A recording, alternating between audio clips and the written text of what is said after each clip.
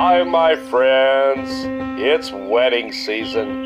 Romance is in the air. You could celebrate while watching movies like Titanic and Notebook.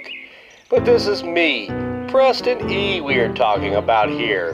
Your tour guide to the sci-fi side is going to take you down the tunnel of love with the most lovey-dovey, mushy-gushy romantic episodes of Mystery Science Theater 3000. Up first, we kick off our love list in style with the man, the myth, the legend himself, Ed Wood, of Plan 9 from Outer Space fame. We get horror icon Bella, I want to suck your blood, Lugosi, and the MST3K fan favorite tour, Time for Go to Bed, Johnson, teaming up for the lovely Bride of the Monster. Lugosi stars as Dr. Voronoff, who with him, his servant Lobo, played by Tor Johnson, experiments with test subjects while feeding others to their giant octopus. Hey, he's a growing boy, he's gotta eat. 12 missing victims in the area are subjects of the investigation by police officers Captain Robbins and Lieutenant Craig. Craig's fiancée, Janet Lawton, wants to investigate the Marsh where dozens have wound up missing, but Craig protests. Janet goes off on her own anyway and travels to the Marsh at night. You go, girl! Having wrecked her car, she immediately faints when she is threatened by a large snake. We're those Hogan's pythons, brother!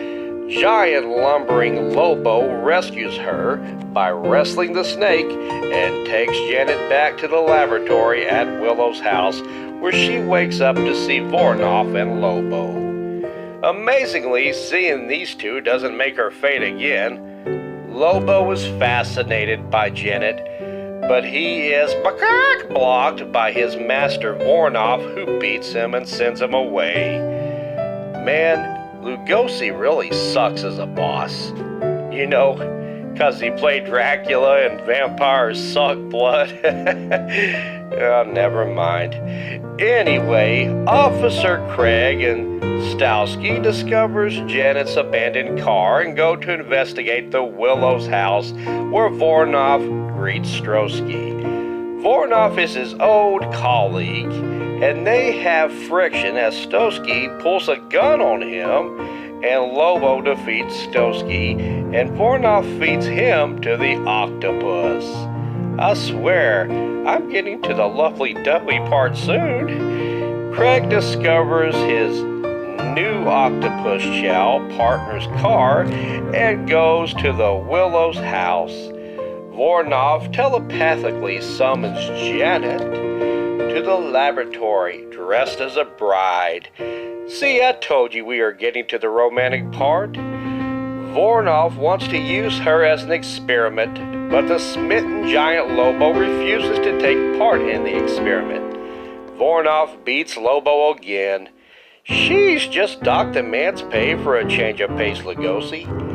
Craig sneaks in and is captured by Voronoff, and Lobo attacks his master as the experiment begins because he's in love with Janet. Lobo frees Janet and places Voronoff on the operating table. Janet releases Craig. Doofbutt Clucks Craig is knocked out again when he tries to stop Lobo. The experiment turns Voronoff into a superhuman. Voronoff defeats Lobo. Lobo dies in a fire. Excuse me a minute.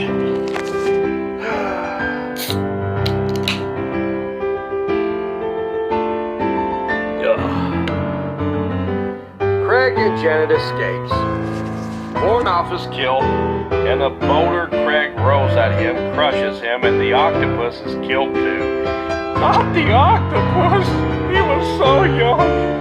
Excuse me. Well, maybe the next movie will be more cheery. Up next is a Season 5 episode called The Girl in Lover's Lane. Ooh, that sounds pleasant, huh? Two drifters drift into a small town where romance awaits for them. Well, that's nice. Danger also waits for them too. Danny is a young adult who runs away when his parents divorce. He runs away along with a longtime drifter named Bix. These two get a job at a diner where Bix dates a young waitress named Carrie. Well, that's nice.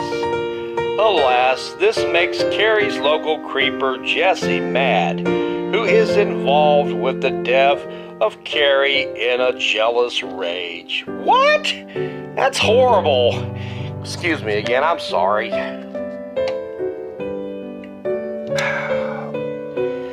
Bix is blamed for her death, however.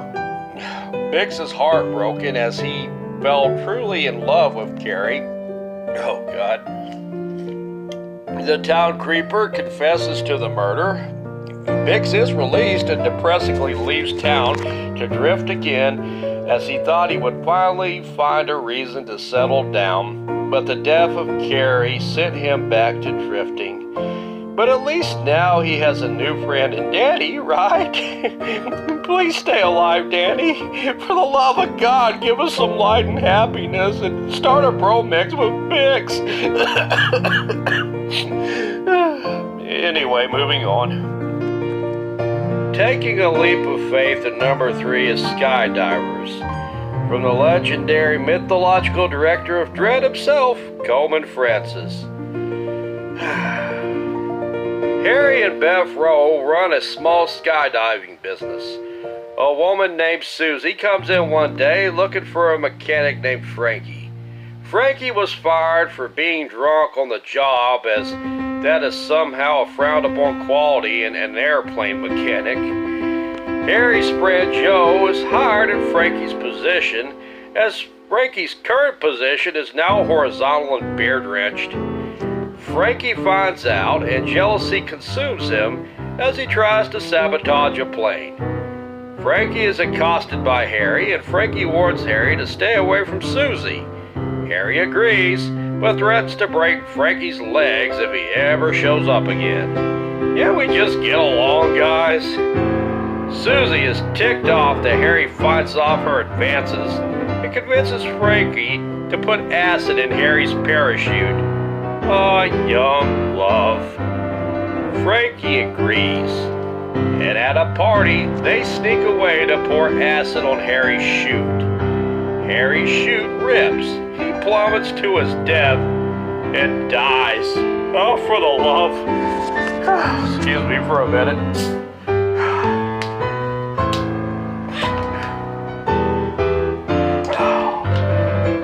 Is, however, a better movie than Coleman's other directorial movies in MST3K history, like Beast of Yucca Flats and Red Zone Cuba.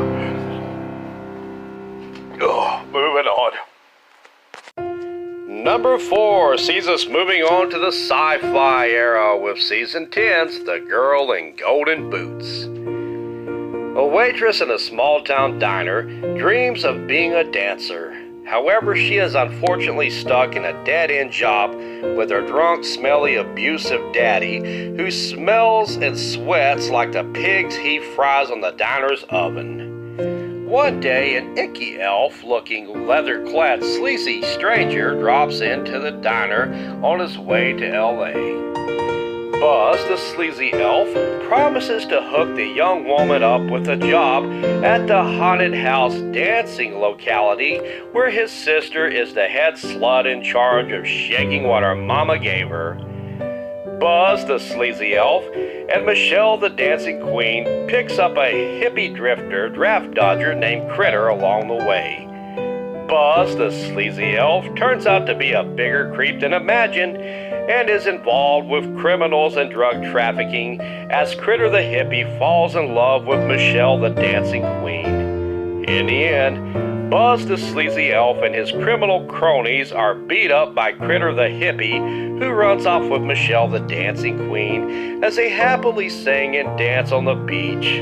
Oh, thank God. At last, romance reigns supreme. We finally get love and happiness in one of these. Up next is Season 10's German version of Hamlet. Oh, crap, I can't take it anymore. That about does it for me. I do hope you like, subscribes, and shares. I've been Preston E. Garrison. I'm here outa. Man, I'm susceptible to getting drunk. I mean, this is Barks root beer. Ciao for now.